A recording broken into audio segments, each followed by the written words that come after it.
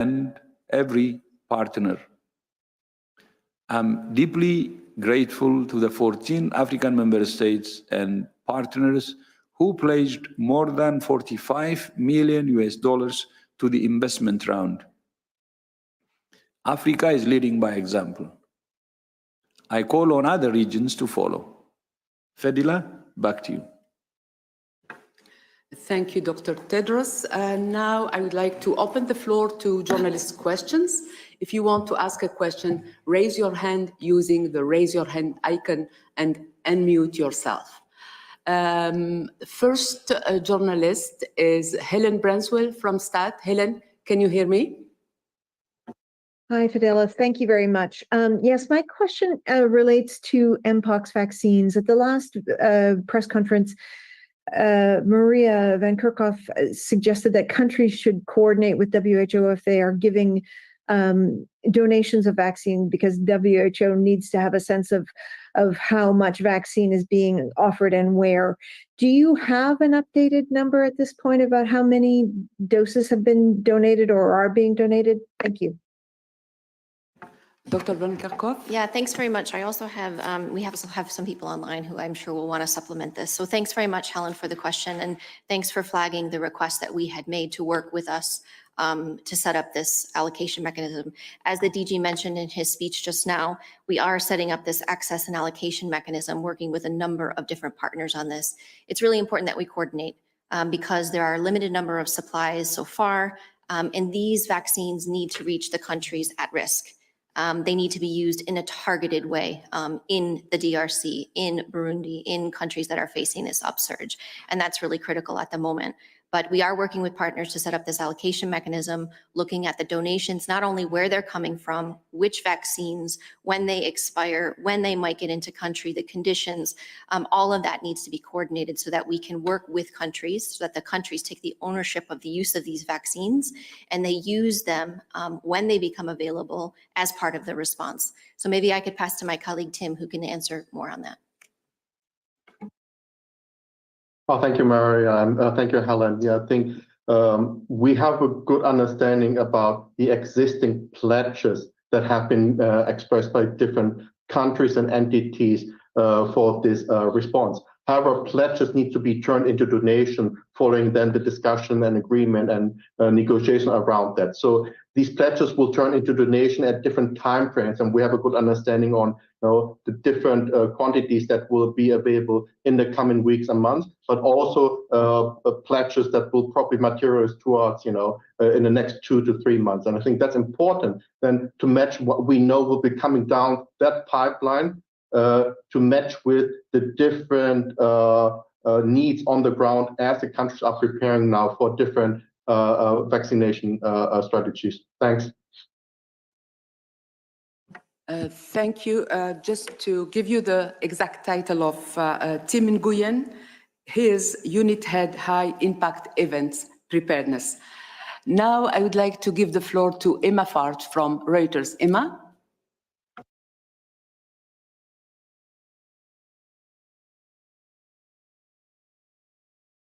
Emma, can you hear me? Yes, the unmute button took a second to come up. I wanted to ask about the polio vaccination campaign in Gaza, please. I'm wondering how satisfied you are with the plans for a pause.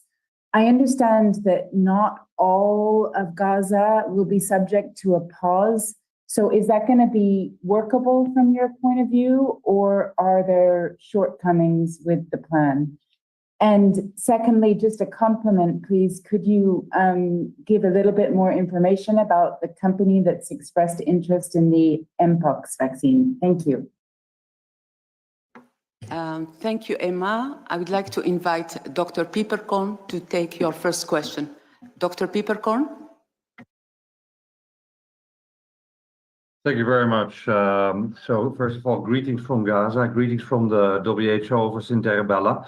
And I think as we speak, the technical team, the technical polio team is meeting here in the WHO office where we have established an emergency operation center just actually had a meeting with my UNICEF colleague as well, and it is actually inspiring. I want to say inspiring to see. It's the people from the Ministry of Health, WHO, UNICEF, UNRWA, and other partners, many other partners, etc. And it was when I arrived up till late yesterday evening, etc., and the whole day fine-tuning the campaign. Now, I think it's a very good question. So, are we happy? Are we confident with this campaign? That's actually basically what you are saying. Let me be very clear. It's not ideal, but nothing is ideal in Gaza. And I think we have an agreement where we all agreed as technical partners that we can work with. And we think it is feasible if all the pieces of the puzzle are in place. And I think the DG was very clear on those pieces of that puzzle. We will start with central Gaza, then we move to the south, then we move to the north. Everywhere we do 3 days of campaign. Every day, and the polio program, we also got some other polio experts in from WHO and UNICEF also to assist. This is one of the programs which analyzes very well. They analyze every day. We analyze where are we, what went well, what went wrong, where are we missing children, where are we doing well. So this is a combination, a combination. Unfortunately, I mean, and that is, I think, we cannot do house-to-house campaign. That's what you would normally want. For whole reasons we know we cannot do house-to-house. But what did we do? What did we plan? We trained 2,180 health workers and community outreach workers. We managed to have 392, almost 400 fixed points where the polio vaccine will be delivered from. And we have almost 300 mobile teams. Now, this is a massive operation. And the security is paramount. I think the DG has been very clear. We urge all parties to ensure the protection, as has been agreed to and discussed, that the parents can bring the children to those fixed points. And in places where that is difficult, we will go with our mobile teams, with the mobile teams to reach those children. It's an ambitious target. We need to reach 90% plus. But I think if everything is in place as we discussed, we have a focused community strategy and a community communication strategy, and that's in place as well. So we are really looking forward to start coming Sunday, 3 days in a central everyday analysis. As the DG pointed out, we are almost sure that we will need an extra day, give an agreement for that. We will constantly see where we have to put and place the mobile teams, etc. Then we move to the southern zone and consequently to the northern zone. So yeah, a feasible and a workable approach, etc. And we are all backing this. They're inspiring to see how many people are actually excited about this. We'll push this forward. Of course, these pieces of the puzzle will have to fit together, and we count on everyone on this, all parties, we will count on them. Over to you. Thank you so much, Dr. Peppercorn. Dr. Tedros? Yeah, just one line. I think Rick has already covered it very well. What I would like to say is, first of all, we welcome the pause. And second, we hope all parties will respect that. But at the same time, we don't think that pause is enough. And we still insist on a ceasefire because ultimately the best medicine and the best vaccine is actually peace. That's just what I would like to add. And Fadila, back to you. Thank you, Dr. Tedros. For the second question of Emma, I would like to invite Dr. Deus Mibongizi to answer this question on the emergency use listing for Mpox vaccines. Over to you.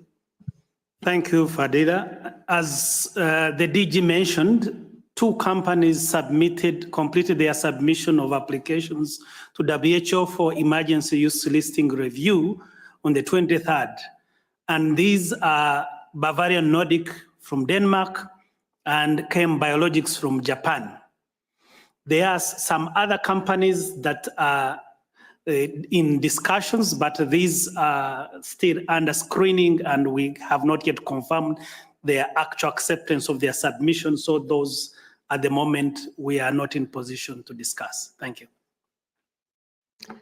Thank you so much. I would like now to invite Agnès Pedrero from Agence France Presse to ask the next question. Agnès? Yes, hi, good afternoon, everybody. It's a question also on Mpox vaccines. I wanted to ask you if you could be more specific on how many pledges were for DRC, has been made for DRC, and when do you think the first Mpox vaccines could arrive in DRC? Because I heard that before you say that the pledges would materialize in 2-3 months. Would that be not too late? Maybe, I don't know. And once the vaccines are available, what kind of logistics difficulties you think the distribution and transportation will face? Thank you. Thank you, Agnès. I would like to invite Tim Nguyen to answer this question. Tim? Oh, thank you. To be clear on some of these pledges, we are in discussion with the partners that are actually donating some of these vaccine, and we have an overview around some of these quantities that will be available in the coming days once the country is also ready to receive and implement these. So what we understand right now is from HERA that they have procured 175,000 doses of MVA-BN vaccine. In addition, the manufacturer Bavarian Nordic is donating another 40,000 doses to these quantities. That makes up about 230,000 doses that we understand are imminently available to be dispatched to affected regions. And then as we look further, subsequently, there are other pledges, but we understand that still needs a couple of weeks for them to be agreed on the final administrative processes to turn pledges into donations. Over. Thank you. I think that Dr. Van Kerkhove would like to elaborate on this. Yeah, thanks. So in addition to what Tim was saying about the numbers of doses and when they can get into countries, we're also working with our regional colleagues, our country office colleagues, the Ministry of Health on the vaccine delivery as part of the response. So there are detailed plans that are being developed.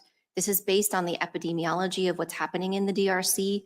There are different modes of transmission. There are different populations that are affected depending on where we are talking about in the country. And this, of course, it's not only the DRC. So the plans to use these vaccines in a targeted way are currently being developed. There are plans that exist.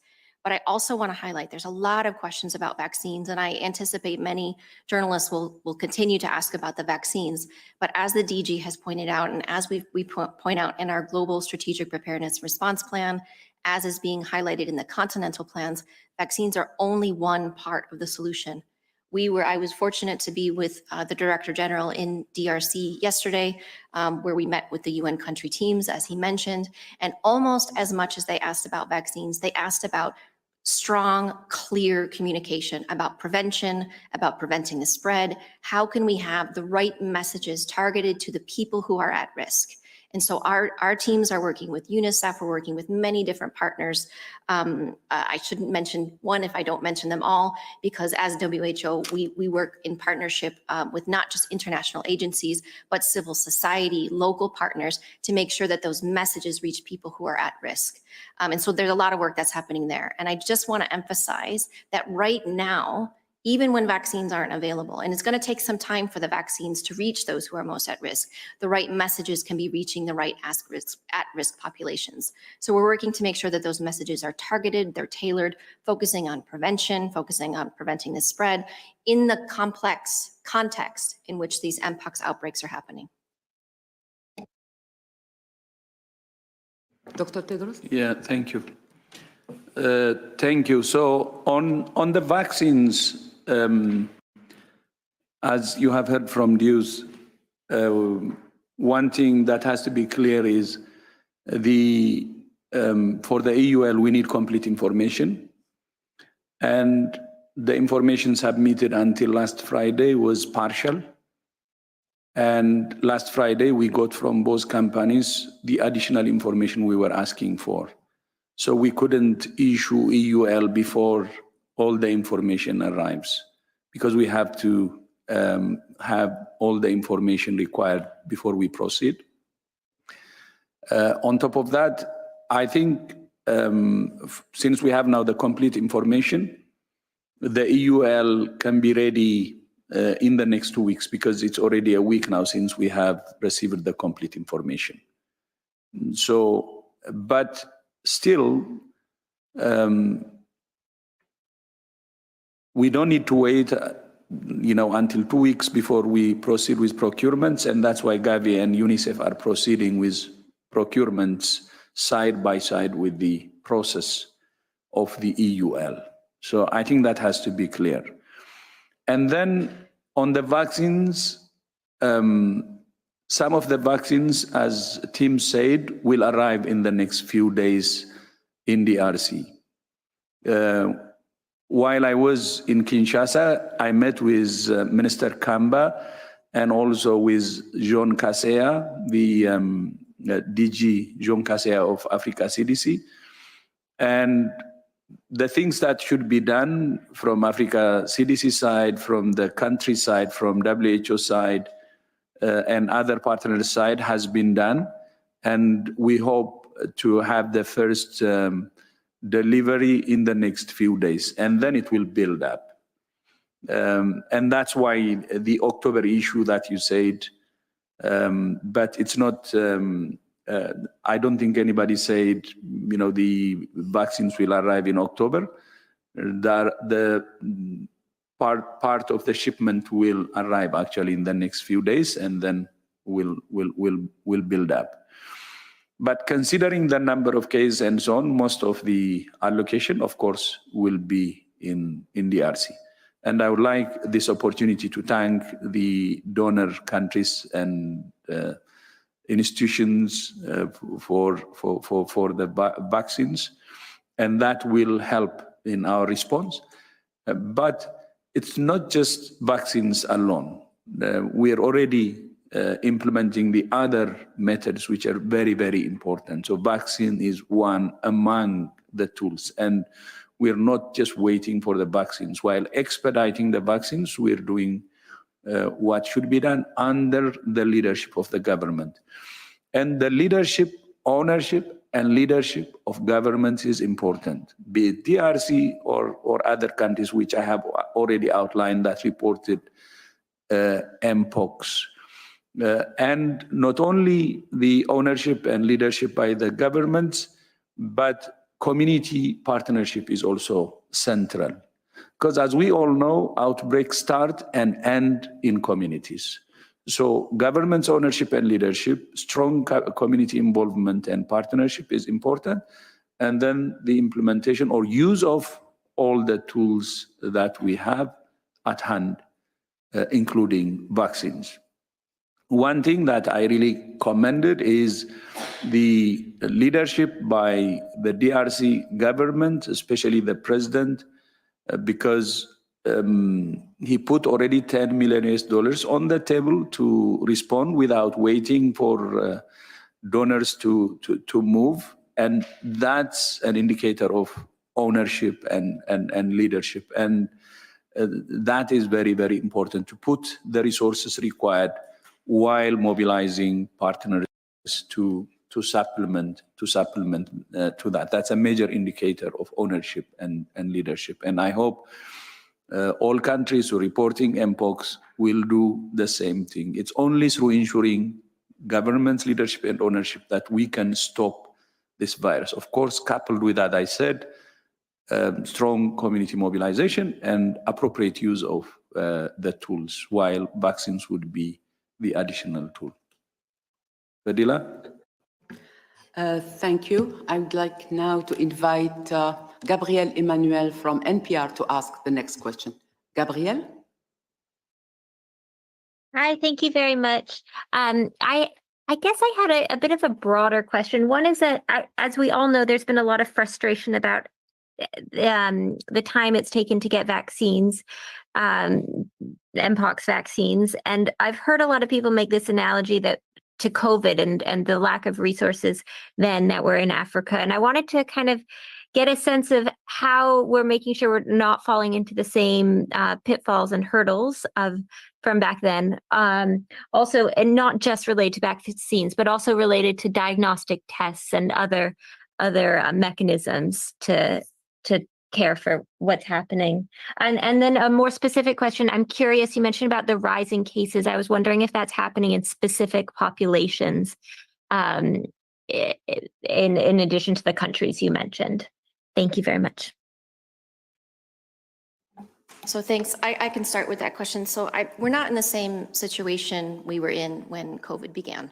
The capacities that countries have, particularly around the world, but particularly in Africa, for diagnostic capabilities, PCR-based capabilities, surveillance, case finding, contact tracing, clinical care, emergency operations centers, across the entire pillars of the response that they expanded and strengthened during COVID, they're using for Mpox, they're using for cholera, they're using for suspect VHF, viral hemorrhagic fever outbreaks. So we're not in the same situation. With regards to vaccines, there's a lot of work that is happening that needs to continue.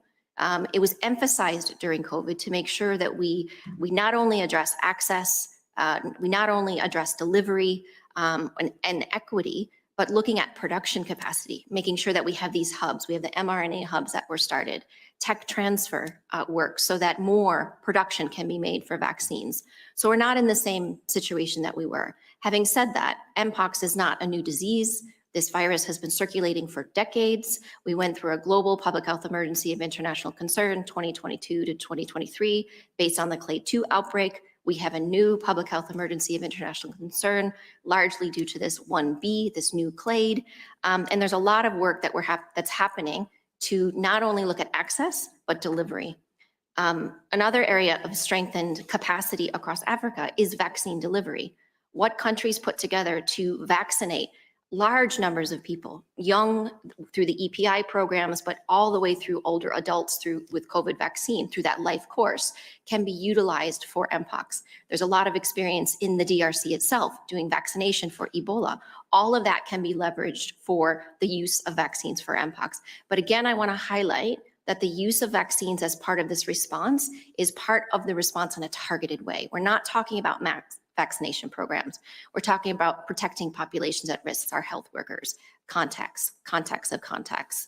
And again, using those vaccines as soon as they can arrive in country. So I think we need to shift this narrative a little bit and talk about also not only the challenges, but the strengths that exist across the continent of Africa. There's a lot of leadership, as the DG just said, within the country itself, the ownership of this, the capacities in those countries. We are here for support. But this response is led by the ministry, it's led by the government, it's driven by local communities, and we are here to support that implementation of any interventions that are brought in.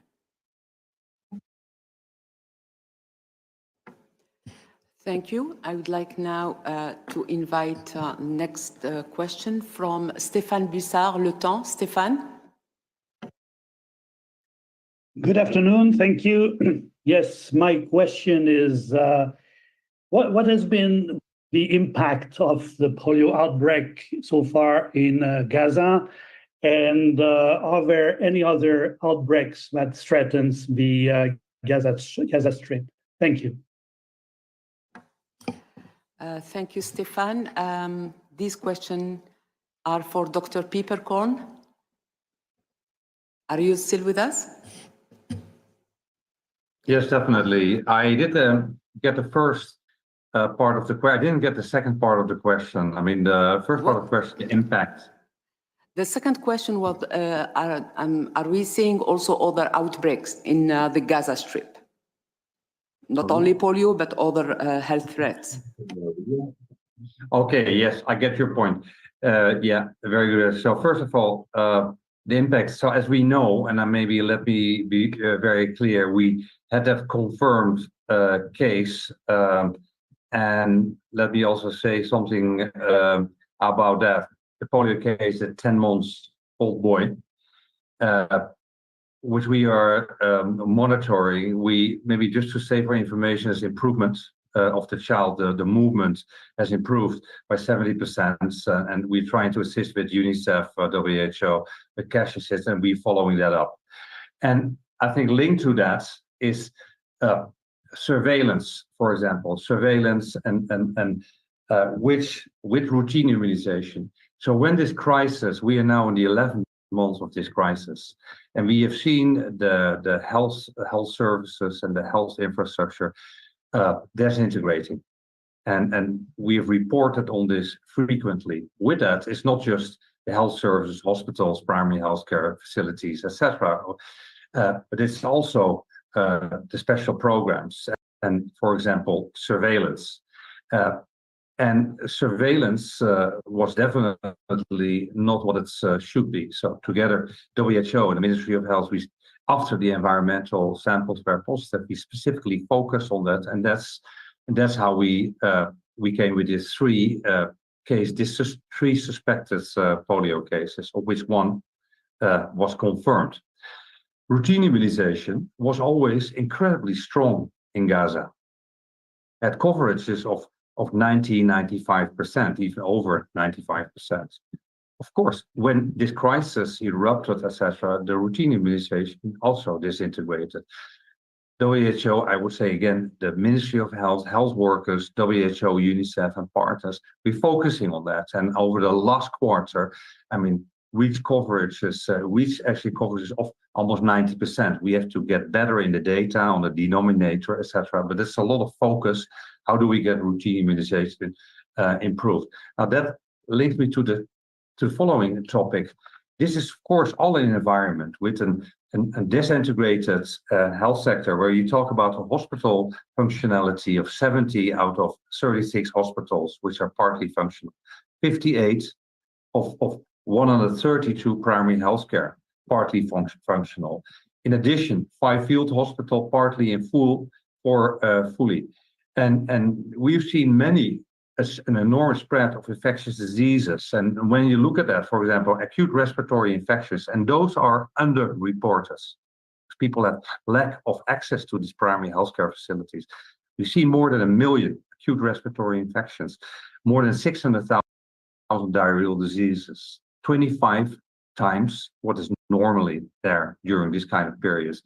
A lot of scabies and lice, 105,000, skin diseases, 70,000 cases, and incredibly worrying, what we call the acute jaundice syndrome, hepatitis A, over 105,000 cases. A lot of this is related to the incredibly poor water and sanitation conditions everywhere in Gaza. So yeah, and it's really, I'm glad that you're asking this question, because we focus now, of course, very much on polio and the polio campaign. But we're deeply concerned about the overall health situation. I talked about the health functionality, and I want to add also another point that over the last week, WHO, the last 2 weeks, we planned for 6 missions to the north to bring fuel, to bring medical supplies to the hospitals in the north. Only 2 were approved to deliver those fuel and medical supplies. And with huge troubles, I mean, incredibly lengthy missions. One of our teams only returned late at night, completely unnecessary. Day before yesterday, so WHO reached the Indonesian hospital with fuel, and also part of fuel were to Kamal at 1. But other hospitals in the north, like Al-Ada Hospital, they face zero fuel stocks. And that has, of course, implications for all their services, the maternity services, the daily surgeries, which they do, the hemodialysis patients, etc., and other hospitals, HALU hospitals, international hospitals, facing same problems.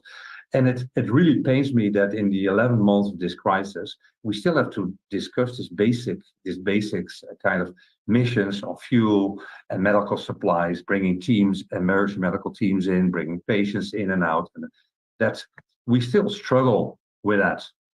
And related to that, also another topic is medevac. The medical evacuation is incredibly needed. We estimate that 10,000 critical patients should leave Gaza. They should get treatments elsewhere, outside Gaza. And since the Rafah crossing closed on 6 May, the only substantial medevac was organized with great support from the UAE, and WHO managed and organized to actually facilitate the medevac of 85 patients and I think 65 companions. But that's of course a drop in the ocean, what is needed. And we request, and I want to do this again today, we request the establishment of medical corridors, first and foremost, to restore the traditional referral paths from Gaza to East Jerusalem and West Bank. Hospitals already in the West Bank and East Jerusalem to receive Gazan patients, to receive their Palestinian brothers and sisters. Then also to get a medical corridor operated to Egypt and to Jordan. So this is just some of these issues. Thank you. Over to you. Thank you, Dr. Peppercorn. I can see that Dr. Hamid Jafari wants to add some details. Dr. Jafari, you have the floor. Thank you, Fadila. And just to supplement what Rick has said in terms of the impact, and I think for polio, we have to actually think about the potential impact the current outbreak has. So we know that this virus came into Gaza probably around September, October of last year, and it has been circulating in Gaza since then. And just the genetics, genomic signatures on the virus, and that it's been detected in multiple sites, and now we have a unfortunate paralytic case of polio. We are assuming that this virus is circulating all across Gaza. And the conditions that Rick and others have described of lack of clean water, overcrowding, extensive sewage contamination are ideal for intense poliovirus transmission. So the potential for this to continue in Gaza, spread to surrounding countries. Israel has communities that are reluctant to vaccinate for religious reasons. Lebanon is going through a crisis. There are issues in Syria. So there is a fair amount of vulnerability in the surrounding countries. And so the potential for international spread, and that's why polio, I want to remind everybody, remains a public health emergency of international concern under the IHR. So I think we need to think about this as what are the potential impacts of more paralytic cases in Gaza, and then international spread with other countries having to declare public health emergencies and stopping outbreaks and preventing paralytic cases within their own borders. Back to you, Fadila. Thank you. Thank you, Dr. Jafari. I would like now to ask if other colleagues want to add anything. Maybe Dr. Zakaria? Thank you, Fadila. Just to highlight that it has been 11 months of continued violence. And so we're seeing now polio, but this is along with many other diseases for which our collective capacity to prevent, detect, and respond to continues to be disrupted, severely disrupted.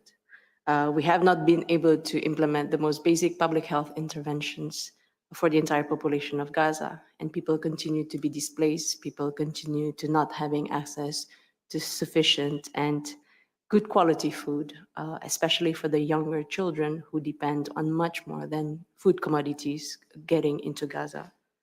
So we're seeing polio, but we're also sure that many other pathogens are spreading undetected. And it's a matter of time until we see a surge and many more diseases spreading really out of control.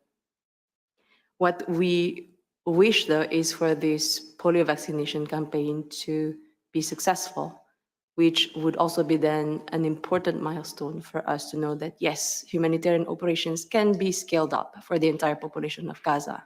and the vaccination against polio for Gaza should then set the example for how we can do better and significantly increase humanitarian assistance for all sectors for the entire population of Gaza, and also the West Bank and the region. Thank you. Thank you so much. I realize that we haven't answered one of the questions from Gabriel Emmanuel from NPR on rising cases of Mpox. We have with us Dr. Rosamund Lewis, and Rosamund is our technical lead for Mpox. Dr. Lewis, do you want to take NPR question on do we have rising cases of Mpox? Thank you very much. Yes, it's certainly a valid question. And there are rising number of cases being reported in different parts of the country. So you've heard, of course, that there's the cases in the endemic areas, largely affecting children, young children and adolescents as well. And then we also have the fairly rapidly spreading outbreak in the eastern part of the country, which is now also in Burundi, with cases in Rwanda, Uganda, and Kenya. So there is suggestion that, of course, these outbreaks are continuing to spread, and there are true virus. For example, in the eastern part of the country, it really started in one health zone called Kamituga, and then it spread to 10 health zones in South Kivu, and then it spread to North Kivu, and then so it's clearly the virus is on the move, and those are true cases. Another factor is, for example, notably, well, in both outbreaks, endemic areas as well as in the outbreak that began in East and Central Africa, is the attraction to improving health services. Part of, you've heard Dr. Van der Kolk say that we support the countries on many aspects of the response. One of them is providing essential medicines kits for clinical care, particularly for children, but also for adults, for hospitals and health centers. And so as the population realizes that they in fact have access to better optimal care, they will also come to the health centers, and so more cases are detected. You also have an increase in access to diagnostics. You also very specifically mentioned that.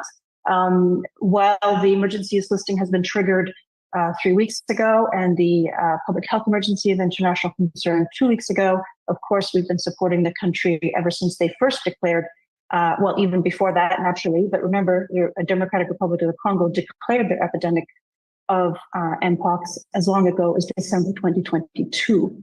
So since that time, we've been bringing support, and notably over the last 8 to 10 months in diagnostics, including increasing the capacity for diagnostics from 1 national lab to 8 provincial labs, 2 national labs that can now do polymerase chain reaction, PCR, and 8 provincial labs, or 7 provincial labs that can also do PCR, but through a smaller unit called GeneXpert, which is provided to provincial labs. So diagnostic capacity has increased a lot, which means, again, people have better access to diagnosis and access to care because of that, and confirmation, which also increases the number of cases reported. So there are many things that are contributing to increase a number of cases. So better surveillance, better diagnostics, better clinical care, actual circulation of the outbreaks, which continues. And with all of that, we're working also with the country to improve case definitions. So, for example, in the early days when the outbreak first began in South Kivu, and 1/3 of the cases were in fact among sex workers, at that time, sexual transmission of Mpox was only just becoming recognized in the country. And so it took some time to also recognize that genital lesions, for example, could be Mpox as opposed to herpes or syphilis. So quite a number of factors are contributing to a greater recognition of the disease. And as we continue to support the country in all these areas of work, of course, we do expect the number of cases to continue possibly to rise, although we've done a lot already. And then with time, as the interventions take more and more effect and better hold, we fully expect the number of cases to begin to come down again. Thanks. Dr. Van Kerkhove? Yeah, I just wanted to, Rosamund was reminding me of, she made some great points. I just want to highlight a couple of things here. So when you see these maps, we've seen these maps online that show cases in circulation. They basically color the whole map. And what we're trying to do with the detailed epidemiology and working with the different teams is really looking at a more granular level about what's happening. So as Rosamund was saying, it's very complex. There's a lot of different groups that are affected, but not all the same groups are affected in the same areas. There's different clades that are circulating. We have some information on occupation. We see different age profiles. And so what we're hoping to be able to do through the strengthened IMSTs in country, working with the ministries of health, working with partners, is to have more details of that epidemiology. Because the more precise we can be, the more targeted we could be in tailoring the interventions. Everything from enhancing the surveillance that we're doing through the risk communication and the targeted messages there through the use of those vaccines. So I just wanted to highlight that point, that the surveillance aspects that's been pointed out already are really critical. And the upsurge of staff in people, workforce in the DRC, led by the Ministry of Health, led by the government, part of that is really trying to get that detail. So we're really grateful for all of the extra hands on deck that have a lot of experience with surveillance in the country to help us really detail this out, because that precision is what we need to really stop this outbreak in the next 6 months. Thank you so much. I would like now to invite for the last question, Hailey Ott from CBS. Can you hear me? Hello, thank you. My question is about the polio vaccine in Gaza. Health workers in Gaza have raised concern over the cold chain. The Palestinian Ministry of Health says there will be mobile refrigeration units. I was wondering if you could give us any more information about those and how they would work and how the cold chain would be maintained and managed during vaccine delivery and distribution. Thank you.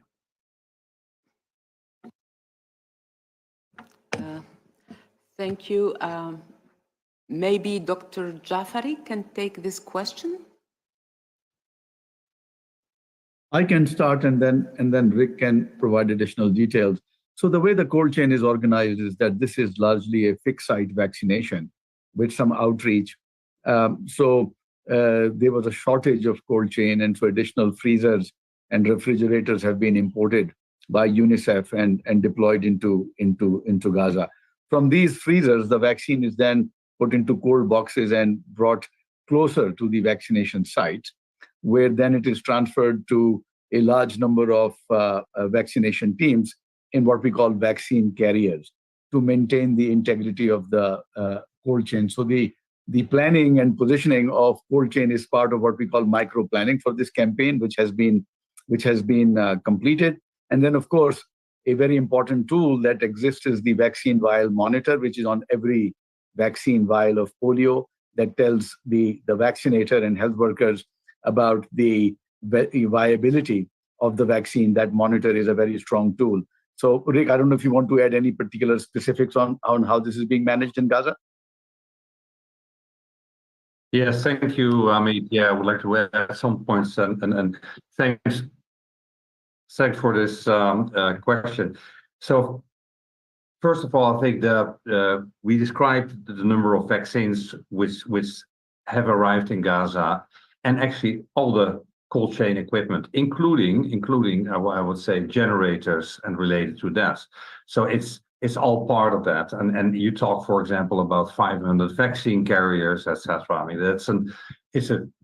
Hamid describes already the fixed sites, and I want to again point that out. We talk about almost 2,180 health workers, community outreach workers, which have been trained and will support implementing of this campaign. And we talk about 392 fixed points. I mean, and they are there. So the vaccines, cold chain is one issue. Then we talk about fuel, for example, that it is needed to make sure that this all works. That's all been arranged with all kinds of difficulties. We discussed a number of days, the way we actually going to implement the campaign, 3 days per zone, plus when needed another one, the mobile teams. And just the word micro planning is sometimes a bit, I think it doesn't do justice. The micro planning is the most important part of any polio campaign, and it seems easy. It's actually very complex. So it's like area by area, small area by area. What's the analysis? Where are the children? How do we vaccinate? What's the best way forward? And this is constantly being updated and adapted. And when we talk about, because I think I was not even clear enough how complex it is, even in a place like a relatively small environment as Gaza, the total number of teams is 530. Yeah, we fixed teams, 174 fixed teams, outreach 252. We talk about community points, 33 community points, 252 mobile teams, special teams, special 48, transit teams, as we call it, 39 transit teams, and backup teams, 40. Now that shows a little bit about the complexity of this operation. And I also want to stress that it's also part of vulnerability of this operation. And we have to make sure that's all part of all the puzzles. I mean, everybody talks always about the vaccine and the cold chain, which is very important. The micro planning and everything related to that is probably the most important part of a successful campaign. And this brings me back and that we need, of course, we need definitely that all the parties actually, that we stick to the agreement we have, the humanitarian pauses, to ensure that people can move, that they can bring their children, that all those teams can do their work. We talk about hiring vehicles, hiring tuk-tuks, motorcycles, etc. It's all part of the campaign.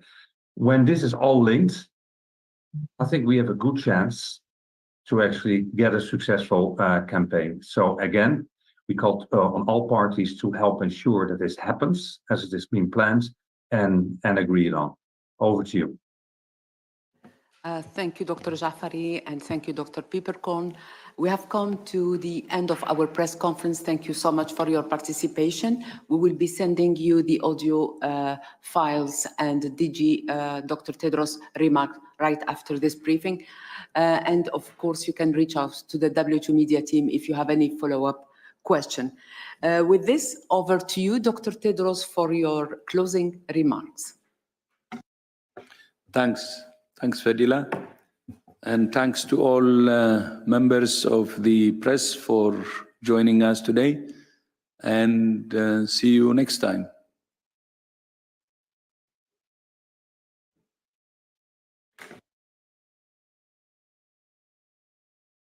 Muy bien.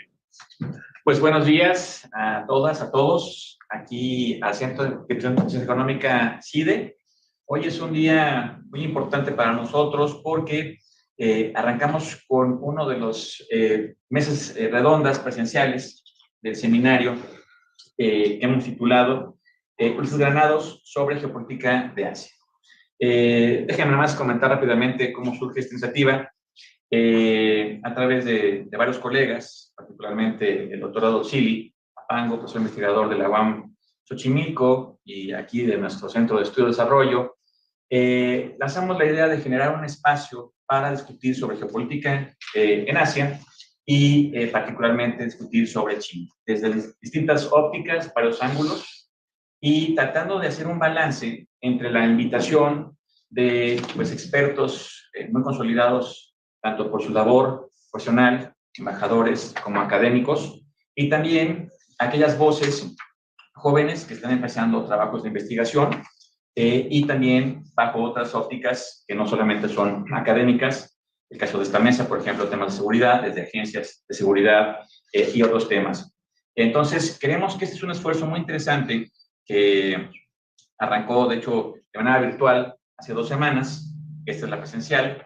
Y que esperamos que sea la primera de muchas, ¿no? Un primer seminario que evidentemente nos dé para muchas más. Y en algo que también queda muy claro, desde el cartel de este evento, somos muchas instituciones que estamos colaborando, ¿no? Tanto públicas como privadas, académicas y no académicas, y eso siempre es muy bueno.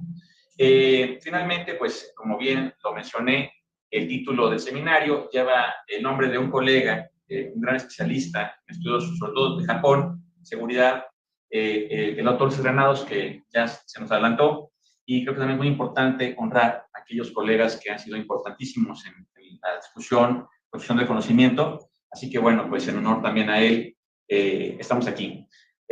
Por otro lado, primero queremos agradecer al doctor Antonio Romero que está aquí, nos acompaña, director general de este centro de estudios, el doctor Rodrigo Alipar, director de la división de desarrollo, que también, bueno, pues es la división que organiza este evento, los colegas de la división que aquí están y demás comunidad del CIDE. Y bueno, pues ahora sí nos toca presentar a los invitados de lujo de esta mesa, que bueno, la verdad es que no podría ser más robusta, como hemos dicho ahora que está de moda la palabra. Por un lado, tenemos al embajador en retiro, José Bernal, gran amigo y además, pues, amigo del CIDE, fundador prácticamente, en fin, ahorita platicábamos para las anécdotas y bueno, gran amigo de este centro de estudios. Voy a leer rápidamente, sucintamente, la señal curricular de cada uno y ese será el orden en el que estaremos pasando la palabra a los colegas y después les doy hoy. El embajador Bernal actualmente es coordinador de la Unidad de Estudios y Reflexión sobre China en COMEXI y es uno de los 3 miembros mexicanos diplomáticos sin fronteras WDW. Es internacionalista por la UNAM y egresado de la maestría en Economía del Sector Público del CIDE 77-79 en aquella generación. En octubre del 79 se incorporó a las tareas exteriores como jefe del Departamento de Relaciones Económicas con América del Norte. En el 80 ingresó al Servicio Exterior mexicano, con el que pues, cumplió una trayectoria de 42 años, siendo su última misión la Embajada de México en la República China hace poco tiempo. También fue embajador en Corea del Sur, concurrente con Corea del Norte y Mongolia, embajador también en República Checa, embajador en Suiza, concurrente con el Principado de Liechtenstein, cónsul general de México en Los Ángeles, California, y también ante México ante la APE, y alterno de México ante la OCDE en París. También, evidentemente, ha estado adscrito a las embajadas de México en Washington, como consejero de económicos, ministro coordinador con el Congreso, ha ocupado diversas posiciones directivas en la Secretaría y, evidentemente, ha tenido una carrera académica muy intensa, profesor entre otras universidades, la UNAM, la UNITEC, obviamente Matías Romero, en la formación de los siguientes cuadros diplomáticos del país, y en el extranjero también en la República Checa, en la Universidad Angloamericana en Praga. Evidentemente ha contribuido con diversas publicaciones sobre, evidentemente, América del Norte, tiene una amplia experiencia, relación México-Corea y sin duda alguna México-China. Es un referente obligado del embajador Bernal. Por otro lado, también tenemos la gran fortuna de tener aquí a otro gran amigo, el embajador Gerardo Roldán, cuyo currículum también pues, es impresionante. Vamos a leer sucintamente algunas cuestiones. El embajador Roldán laboró en la SRE de 89 a 2014. Fue embajador de México en Argelia, Libia, Mauritania y Túnez. Fue presidente de la Asociación Mexicana de Estudios Internacionales, la MEI, de donde es miembro del Consejo de Honor. Que, por cierto, este año es este congreso en Chihuahua. También los invitamos. A ese invitado es Corea. Fue presidente de la Asociación de Servicios Exterior Mexicano, la SEM. Es asociado del Consejo Mexicano de Estudios Internacionales, también de COMEXI. Actualmente es director general de inversión turística del sector. En la SRE se desempeñó como director general de delegaciones, donde tuvo bajo su mano y supervisión casi 2,000 personas a nivel nacional. Fue director adjunto para organismos regionales americanos, director regional del noreste, director de relaciones económicas para Asia-Pacífico, director para Europa y director para asuntos bilaterales con Estados Unidos y Canadá. Además, ha sido asesor del secretario de Relaciones Exteriores en varias organizaciones, jefe de Cancillería, en fin, un largo recorrido dentro de las instalaciones de nuestra Cancillería. También ha sido secretario de Fomento y Comercio Industrial, subdirector de negocios comerciales con Estados Unidos y Canadá, y también una amplia trayectoria en el sector en Norteamérica. Ha participado en múltiples reuniones y conferencias en diversos organismos multilaterales y comisiones bilaterales también, oriundo del equipo más querido de México, de Guadalajara, ¿no? Jalisco. Internacionalista también, con una larga trayectoria, por la UNAM, maestra en Ciencias Políticas en la Universidad de Pensilvania, Estados Unidos, y 2 doctorados, tanto en la Universidad de Columbia como en la UNAM, con mención honorífica. Es un profesor de muchas universidades, es amplísima la trayectoria. Mencionaré que, bueno, obviamente ha sido profesor en México y en el extranjero, en las mejores universidades que hay, y sin duda alguna, el embajador Roldán además también tiene una extensísima carrera como académico. Ha publicado y como coautor de 30 libros sobre temas diversos, Norteamérica, Asia, creo que todos lo hemos leído, sobre todo los temas que tienen que ver con Asia, un libro sobre Corea que es pues, nodal para todos los que estudiamos. En fin, ha sido evidentemente premiado y reconocido con varios premios sobre Premio Nacional de Innovación y Calidad. En Acción Pública también ha sido la presea de la media embajador Alfonso García Robles. En fin, la verdad es un honor también tenerlo aquí en Bogotá. Y pues como siempre, también un gusto escucharlo. Posteriormente tenemos a la doctora Mariana Escalante, profesora investigadora en el Centro de Relaciones Internacionales en la Facultad de Ciencias Políticas Sociales de la UNAM, doctora en Políticas Sociales por la UNAM, maestra en Relaciones Internacionales por la Universidad de Pekín, en el programa en chino, y eso es muy importante porque siempre hay dos programas, en inglés y en chino, y en chino pues no está tan fácil. Así que pues un gusto también que haya podido cursar ahí, y nada menos que en Pekín, que es la ciudad más importante de Irán, que es en el Harvard chino, ¿no? Así que un honor también. Y tuvo dos tasas de investigación en China, la primera en el marco del programa de becas China Ciudad de México, Centro de Estudios China-México, de la UNAM, 2008-2009, y la segunda por la Universidad de Pekín, 2010-2013. Es parte del Sistema Nacional de Investigadores y miembro del Grupo de Estudios sobre Eurasia. Planes de investigación incluyen la política exterior china, nacionalismo, confucianismo, sociedad china contemporánea, perspectivas mutuas entre China y México y la mujer en China. Muchas gracias, Mariana, por estar también con nosotros. Tenemos también al doctor Abdiel Hernández, que viene desde Juriquilla, ¿no? Querétaro, también gracias por el doble esfuerzo. Él es doctor en estudios latinoamericanos por la UNAM, maestro en geociencias, en recursos naturales por el IPN, licenciado en internacionales por la UNAM, profesor de tiempo completo adscrito a la Escuela Nacional de Estudios Superiores Unidad Juriquilla, de la misma casa de estudios, miembro del Sistema Nacional de Investigadores, seleccionado al encuentro Nistebo. Ahí está, muy bien. Por parte del Ministerio de Cultura de la Federación Rusa. Escribe revistas científicas nacionales e internacionales y es miembro de la AMEI y del Grupo de Estudios sobre Eurasia. Y finalmente, como dicen last but not least, el maestro Jonathan Maza, que también nos acompaña desde Puebla. Así que, bueno, y después de todo lo que hubo con la carretera, yo sabía que estar aquí es un milagro. Así que muchas gracias también por estar aquí. El maestro Maza Vázquez es director de Estrategia e Inteligencia de Startup Risk Consulting y socio de Nora Intelligence. Profesor de tiempo parcial del Departamento de Ciencias Internacionales y Política de la Universidad de las Américas en Puebla. Miembro asociado del Consejo Mexicano de Asuntos Internacionales, COMEXI, y miembro del Consejo Internacional del Centro de Estudios sobre Impunidad y Justicia. En el sector público ha sido asesor en el Senado mexicano, en las comisiones de Seguridad Pública y Defensa Nacional, funcionario público en Gobierno del Estado de Puebla y en el municipio de la Heroica Puebla de Zaragoza, maestro en Seguridad Nacional por el Colegio de Defensa Nacional. También es internacionalista por la UPAE, graduado del Programa de Acciones Políticas de Estados Unidos de América por la School of Global Policy and Strategy de la Universidad de California en San Diego. Cuenta con el curso superior de Seguridad Nacional de México y Regional de América del Norte por la Universidad de las Américas Puebla y la Embajada de Estados Unidos de América en México. También tiene diversos cursos sobre el tema de seguridad e inteligencia. Esos temas de interés y desarrollo de investigación son estudios estratégicos, geopolítica, seguridad y defensa, poder y acciones políticas. Como ven, pues la mesa intenta cubrir, como el título lo dice, temas de seguridad, temas de inteligencia, que son muy importantes entender no solamente la parte económica, y finalmente mencionar que el esfuerzo que se está haciendo con estas mesas que reúnen a este grupo de expertos es generar un libro, una publicación, que evidentemente, pues, digamos, pueda sumar todos los esfuerzos. Entonces, sin más preámbulo, embajador Bernal, usted tiene la palabra. Recuerden que son 15 minutos para que podamos cubrir todos los temas. Sí, muchas gracias. Bueno, agradezco en primer lugar esta primera introducción de parte del doctor Nato Valderrama en representación del maestro Eduardo Sili, quien es el que nos congrega, que nos invita para participar en este muy interesante proyecto de investigación, de publicación de un conjunto de estudios y de reflexiones acerca de lo que podemos llamar una reflexión sobre geopolítica actual y lo que llamaríamos respuestas estratégicas a los retos que nos presentan las circunstancias internacionales actuales.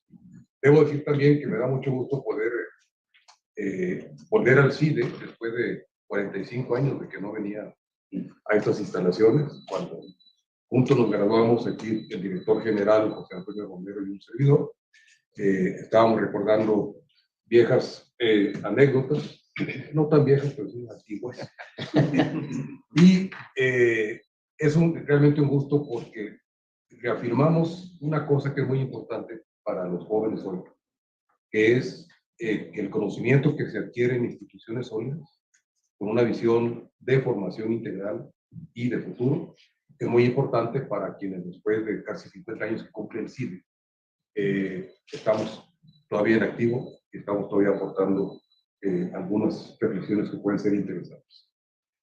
Dado que la presentación nos da 15 minutos y nos vamos a limitar a esto, yo lo que quiero plantear en lo que estoy haciendo dentro de la investigación que nos congrega en esta reflexión colectiva, y estoy derivando algunas implicaciones geoeconómicas y estratégicas a nivel internacional y para México del conflicto sistémico entre Estados Unidos y China.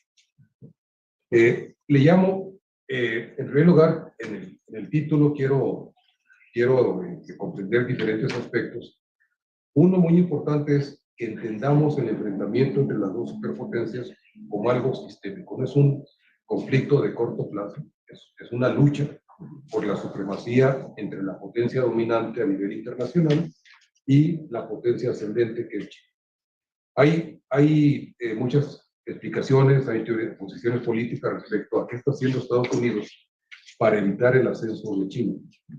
Bueno, está haciendo todo lo que puede y China está haciendo todo lo que le conviene y puede también hacer para defender sus logros y proyectar sus metas nacionales y de influencia global, construyendo lo que llamamos ya su propia narrativa china, con soluciones chinas a los problemas globales. En la guerra económica, que ponemos entre comillas, ¿por qué decimos que es sistémico? Porque no es una guerra comercial, es un enfrentamiento sistémico que tiene la dimensión comercial, que es la más evidente, pero me interesa mucho subrayar y profundizar en esta investigación en la dimensión industrial, la que se asocia de nuevo con el tema tecnológico, las cuestiones financieras, cómo se están armando las dos partes en esta confrontación con instrumentos financieros, y nos lleva esto hasta la confrontación militar sin que estemos en peligro, al menos no en el corto plazo, de un enfrentamiento armado entre las dos superpotencias. Pero sí hay una preparación que tiene que ver con las teorías de la disuasión, desde luego que han funcionado de manera muy importante después de la Segunda Guerra Mundial. En el fondo de este enfrentamiento está, desde luego, la diferencia política y ideológica. Pues, esos elementos nos configuran este enfrentamiento sistémico. Creo que es muy importante insistir en este concepto. Y luego vienen las implicaciones que son económicas, geopolíticas y sobre todo de respuesta estratégica que tenemos que dar los otros países, que tiene que ver, para el caso de México, en primer lugar, con un entendimiento de frente a qué estamos. En segundo lugar, cómo nos tenemos que preparar para poder ubicarnos en el nuevo ambiente internacional.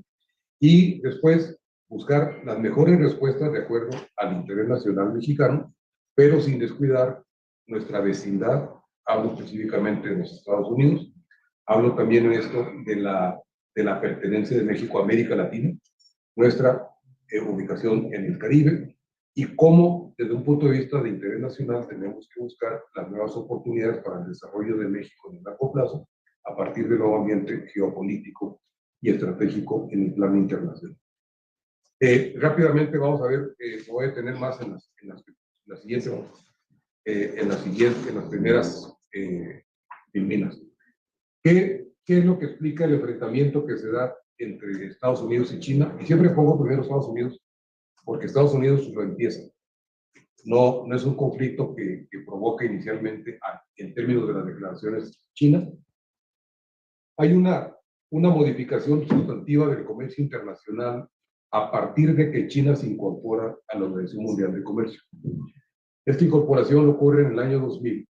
Ya había cambios sistémicos anteriores, que son los que llevan a China a buscar integrarse a esta organización. Se aprueba la incorporación y en menos de 20 años el comercio global tuvo una transformación que no tuvo antes en ningún momento de vista. Lo vemos en el cuadrito, en la gráfica de la izquierda, donde podemos observar cómo Estados Unidos ocupaba antes el 75% más o menos del comercio global. En 20 años esa proporción pasó a China y hay una reducción global de la participación de Estados Unidos en el comercio internacional. ¿Esto qué explica? ¿Esto qué implica? Implica de manera muy importante, pues, la pérdida de mercados, la salida o la pérdida de industrias dentro del territorio de Estados Unidos, una afectación del empleo, de los ingresos, pero cuando vemos los mapas, vemos ahí la presencia internacional de mercancías chinas en el mundo, como antes lo que era azul, estaba pintado de azul, pues se correspondía a Estados Unidos, pasa esa ocupación, digamos, de mercados a nivel global a pertenecerle a China. Pero si pusiéramos un poco de color en el mapa, que vamos a hacer cuando hacemos una investigación, veríamos que también dentro del mercado de Estados Unidos aparece el color anaranjado.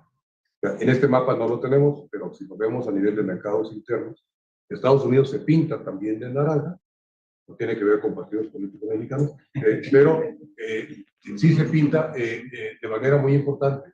Y esto implica pérdida de influencia en el mercado interno, pérdida de ganancias para las empresas de Estados Unidos y una afectación muy importante, un cambio radical en la configuración del mercado interno. Pasamos a la siguiente. Este cuadro, para quienes leemos como estadísticos, economistas, es muy importante. Uno puede pasar horas hablando de esto. Yo únicamente voy a señalar que Estados Unidos empieza, respondiendo al cambio en el comercio internacional, a aplicar una serie de restricciones que ahorita vamos a enlistar, con la intención de reducir el déficit. Y esto es muy importante para el debate que empieza en México hoy, respecto a cómo reducir el déficit con China, en términos de concepto. En el año 2016, cuando empieza Trump su campaña, el déficit de Estados Unidos con China era de 346 mil millones de dólares. Va a venir una serie de medidas, contramedidas, restricciones, contrarrestricciones, lo que se llama la guerra comercial. Y vamos a ver que hasta 2022, incluyendo ya prácticamente la mitad de la presidencia de Biden, el déficit no se redujo. Pues aquí tenemos que ver cuál es la efectividad o inefectividad de esas restricciones comerciales que afectan al comercio global, pero que la medida original, el objetivo original, que era bajar el déficit, no ocurre. Terminamos 2022 con un déficit mucho más grande que lo que era en el 2016. La primera reducción se ve en el 2023, con una caída pues, cerca de 60 mil millones de dólares en el déficit. Pero no ocurre un cambio sustancial ni en el comercio bilateral, sigue siendo prácticamente el mismo, 570 mil millones de dólares entre los dos países, y no hay un aumento de las exportaciones de Estados Unidos a China.